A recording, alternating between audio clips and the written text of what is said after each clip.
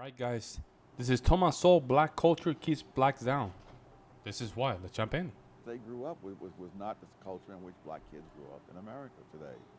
So they There's had no gangster rap that was pervasively available in Germany.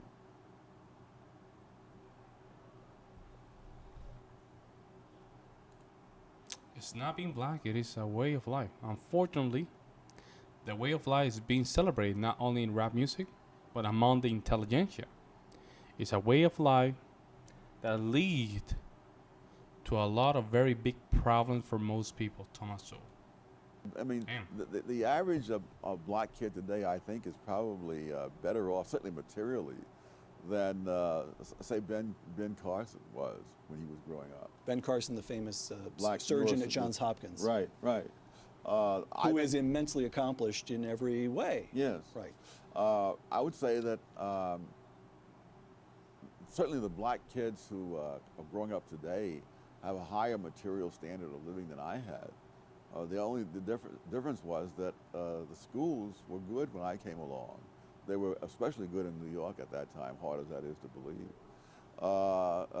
But the kids who grew up in that same place where I lived, they will not get that same education.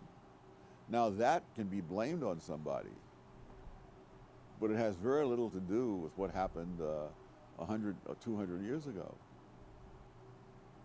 And it's true in other countries. I mean, in Nigeria, for example, there's a tribe, the Igbos, who are living in one of the least fertile parts of Nigeria, who were in fact enslaved in centuries past by other tribes and so on. When the British moved in and set up schools, the Igbos went for the schools. By the time Nigeria became independent, the Igbos had climbed above the other groups that had been ahead of them to begin with. But there are all kinds of cross currents of factors, the particular culture, or the particular geography. You run through the whole list of them. You cite in Intellectuals and Race, you cite an observation by the intelligence expert, IQ scientist James Flynn, that just stopped me cold. After the Second World War, you've got large numbers of American troops remaining in Germany. For that matter, there's still several tens of thousands there today.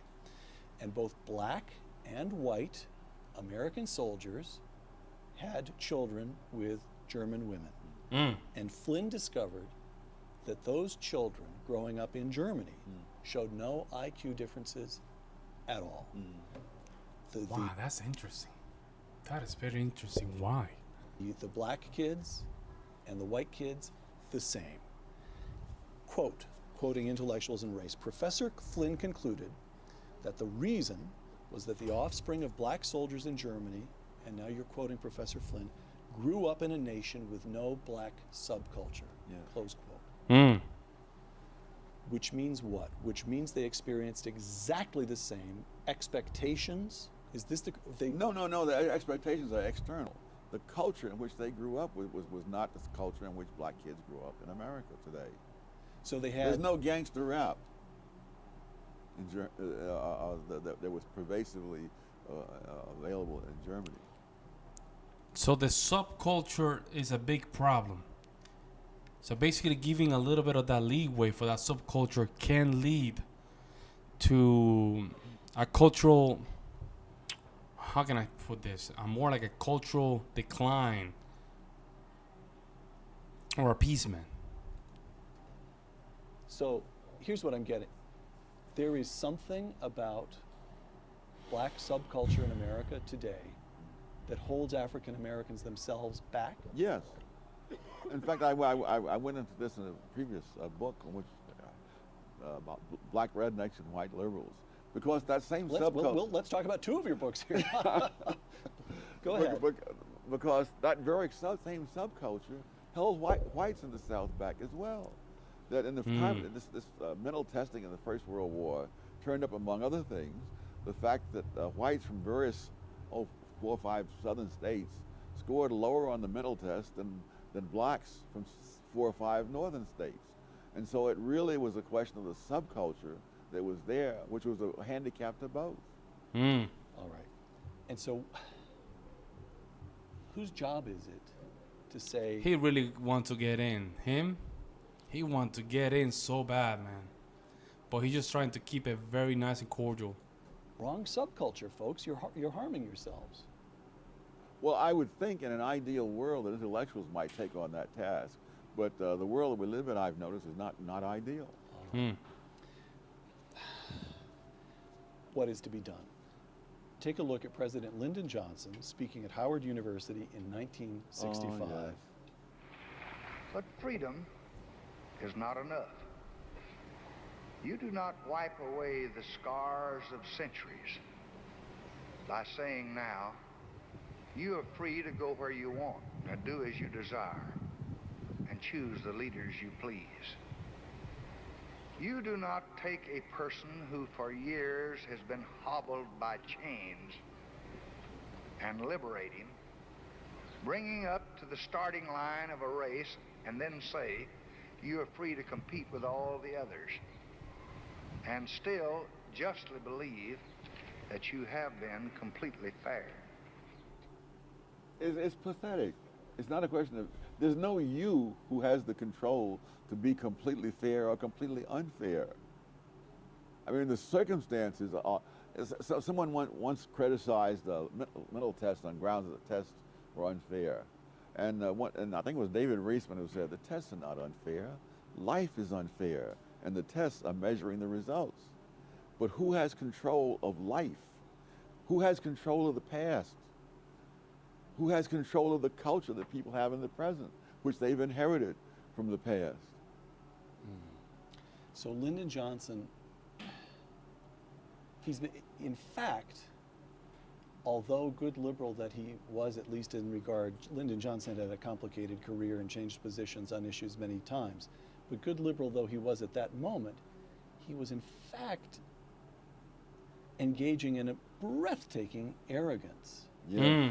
On two counts. One, that white people were the ones who were responsible for where black people stood in the race, that it was up to whites entirely. That blacks, as he described, I'm putting it to you, the black people are passive, they're acted upon. That's right, that's right. And then the second Wow, that's crazy, man. act of arrogance is the supposition that somehow the federal government could fix it. Yeah. Yes. It is staggering. But if you wanted to be charitable, you could say, well, he said this in 1965. But if you say, all right, why are people now repeating it in 2013 when we've had nearly half a century of experience to the contrary? And if you look within the black community, those blacks who had escaped what I call the black redneck culture, they've moved on.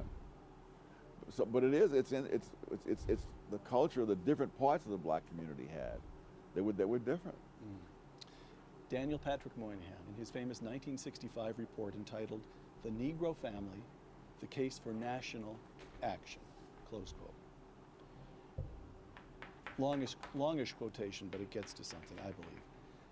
Moynihan: the fundamental problem is that of family structure. The Negro family in the urban ghettos is crumbling. The middle class has managed to save itself, but for vast numbers of the unskilled and poorly educated, the fabric of conventional social relationships has all but disintegrated. So long as this situation persists, the cycle of poverty and disadvantage will continue to repeat itself. Close. Damn, that's a oof.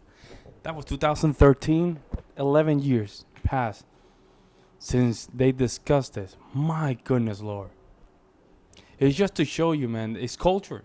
Culture has a lot to do with this. How can we change the culture? Well, first of all, we have to get rid of this. How can I say this? Cancel culture. We have to really go through the lion's mouth and just really go against it. It's gonna feel it's gonna feel very hard, right? Very difficult. But if you have a camera and a microphone, hey, I think you should be at least trying to do your job. Quote, when Moynihan wrote those words, the illegitimacy rate among African Americans was 20.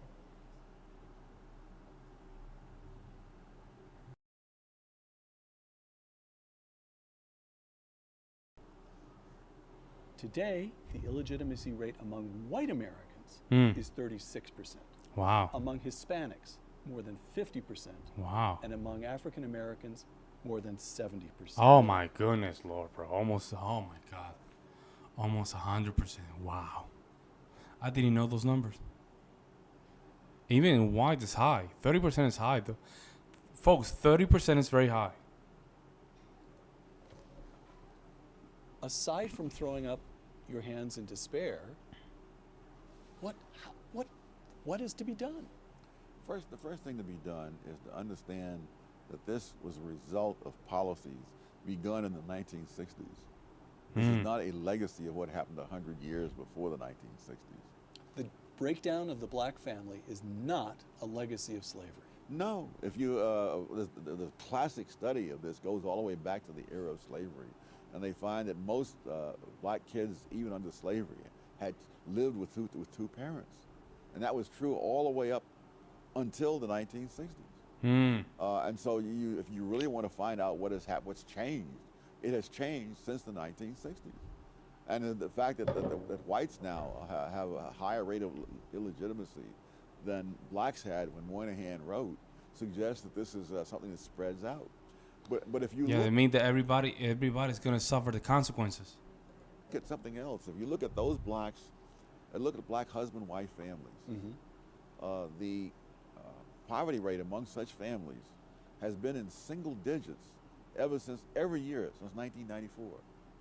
And so if you look at the external causes, why the husband and wife families and the welfare single mom families all are facing the same society and objective things, but the results are radically different because the cultures and values are different. So you would roll back welfare.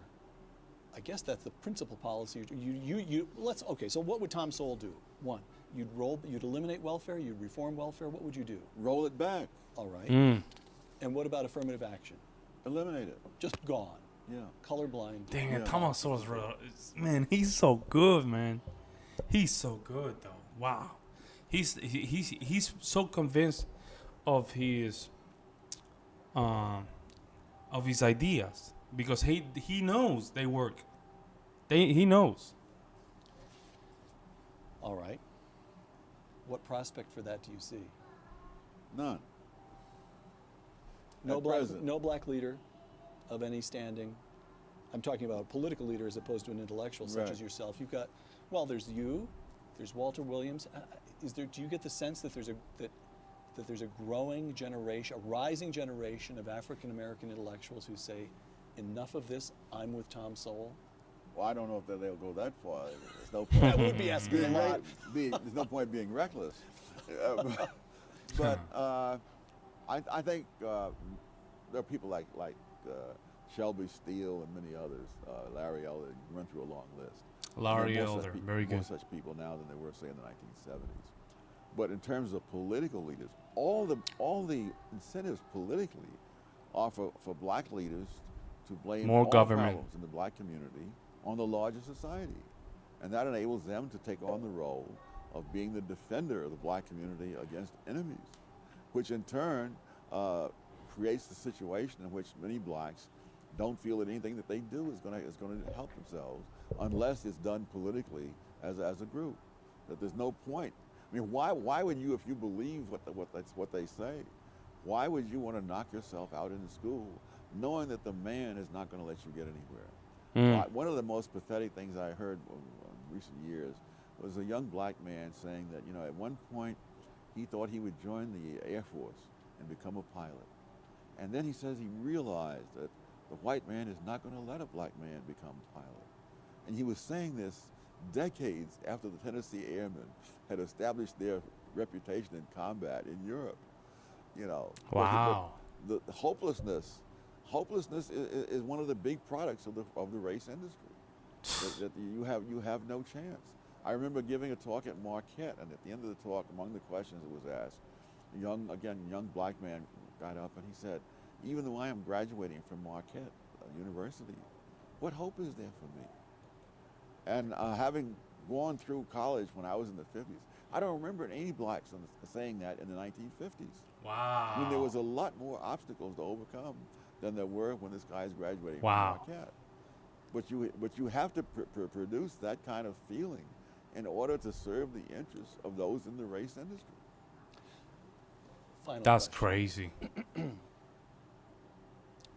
Maybe we can think in terms of that young man at Marquette. Or let's put it this way. Somewhere, watching this interview, there's a young Thomas Sowell. There's an African American who's smart and wants to do something with his life.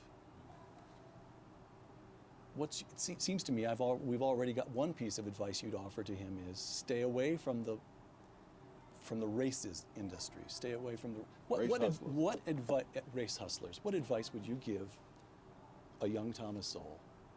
How do you make something of yourself as an African American in America today? The way anybody else would. You equip yourself with skills that people are willing to pay for. Shout out to one of the most important icons on the American legacy. This guy is sharp as a rock, man. Man. Let me know what you guys think in the comment section below. I would love to hear you guys' opinion. I will see you in the next one.